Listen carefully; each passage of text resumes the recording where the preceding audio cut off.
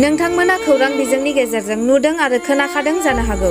थांनाय 4 दानसोनि सिगां चिरां जिल्ला खुंग्रिं मारुफारा गामिनि थागिबि केशव बसुमतारिया आसामनि राजथावनि गुवाहाटी आहमगाव होननाय जायगायाव थाना गावनि नखर खुंनो थाखाय गरसे गरनै रां खामायनो थाहैयो।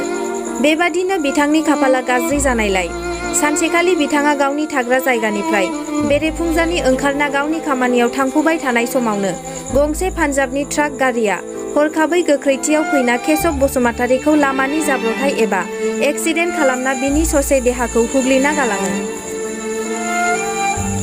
बेनि उनाव थाबायनो हायै थासारि जानायलाय बिथांखौ गुवाहाटी प्रेक्टिकेल मेडिकेल देहा फाहामसालियाव फाहामथाय लानो मुं थिसनो आरो बेनि दानसेनि उनाव गुवाहाटी GMCH देहा फाहामसालियाव गोदानै एडमिट खालामफिनो। बिथांनि हुग्लिजानाय देहानि गारायखौ मोजां थासारियाव फैफिननाय नुना GMCH देहा फाहामसालिनिफ्रायबो बिथांखौ रिलिज खालामना दा आथिखालाव केशव बसुमतारिया गावनि न'आवनो दंथ'यो।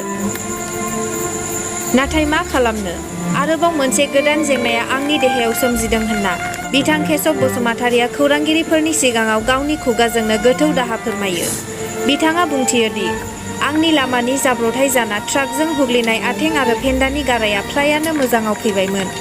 नाथाय दा आंनि हासुग्रा नालायानो जनानै दं आरो बे गारायाव बोरैबा हासुदैया नांहैयोब्ला थानो हायै सहायनो हायै बादि आलौनाय साखांनाय जायो। फारसेथिं आं बे हासुग्रा नालाखौ फाहामथाय लानो थाखाय आखायाव थाइसे रां गैया। नखराव गोरिब आरो सिगाङाव फाहामथाय लानायावनो 7-8 लाखनिबो बारा रां दाहार जाखाना दंसै। बेखौ सुख'नो थाखायबो जोंनि नखरा दा जोबोर गोब्राब जाना दं।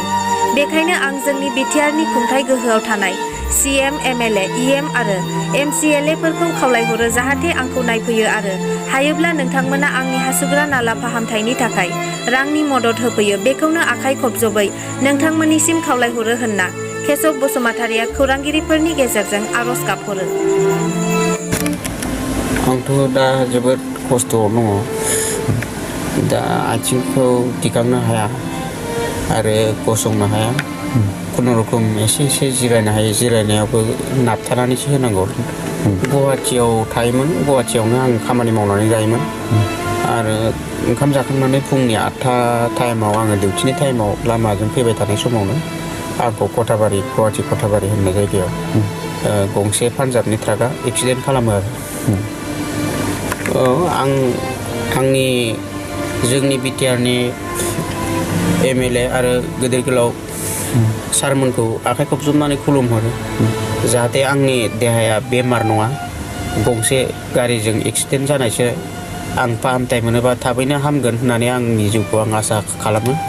बेनिखायनो आं सारमोननिफ्राय अनसुंथाइ जुदि मोनोब्ला आंनि देहाखौ फाहामथाय होनो हायोब्ला आंनि गोसो गोरबोनिफ्राय जोबोद साबायखर थागौमोन आरो अरायसम इसोरनाव आरज गाबनानै जाहाथे इसोरा सारमोननो बोर सारस्रियो बेखौनो आसा खालामो। लोगोसे बिथां केशव बसुमतारिया फाहामथाय लानो थाखाय बिटिआरनि साफ्रोमबो बिखा गुवार रायजो राजाफोरखौ जा हायो गरसे गरनै रांनि मदद हरनो थाखाय गुरैयै खावलायहरो। रायजो राजाफ्राबो आंखौ जुदि मदद खालामनो हायोबा आंनि गोसो गोरबोनिफ्राय जोबोद साबायखर होगोन। अरायबो गावनि हारि होननानै, मानसि माहारि होननानै जुदि अननाय होयोब्ला, आंनि जिउखौ रैखाथि खालामनानै लाखियोब्ला आंनिफ्राय जोबोद साबायखर थागोन आरो बेखौनो आङो बुङो। बाबु दा आङो अमा दाउ गासिबो जिखिनि दं आंनि न'खराव बेखिनिखौ आं फाननानै आङो आंनि फिसाखौ आं फाहामथाय खालामबाय। दा बे आंनियावथ' जेबो गैया आरो हा हु जेबो गैखाया आंहा। बेखिनि दङ आङो ओरैनो दखानजों खुनुमथे जानायसो, दखान फिसा दं।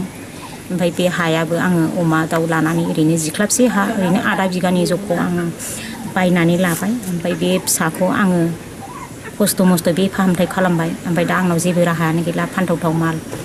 आं बिटिआर सरखार गोदाननिफ्राय आंखौ अनसुंथाइ मोनजानो लुबैयो आरो आङो दा रिनाबो 7-8 लाख दं आरो बेखिनिखौ आङो सोर सुख'गोन बिदि सिन्था खालामनानैनो आंनि देहा सोलेरा बिदिनो दुखुआव फैयो आरो। लोगोसे बिथांनि बेंक एकाउन्ट थंखौ गाहायाव होनाय जाबाय। Nilima Basumatary, bank Indian bank, account number 6228114435, IFSC IDIB 000A187, जानबुं नं 7896165262।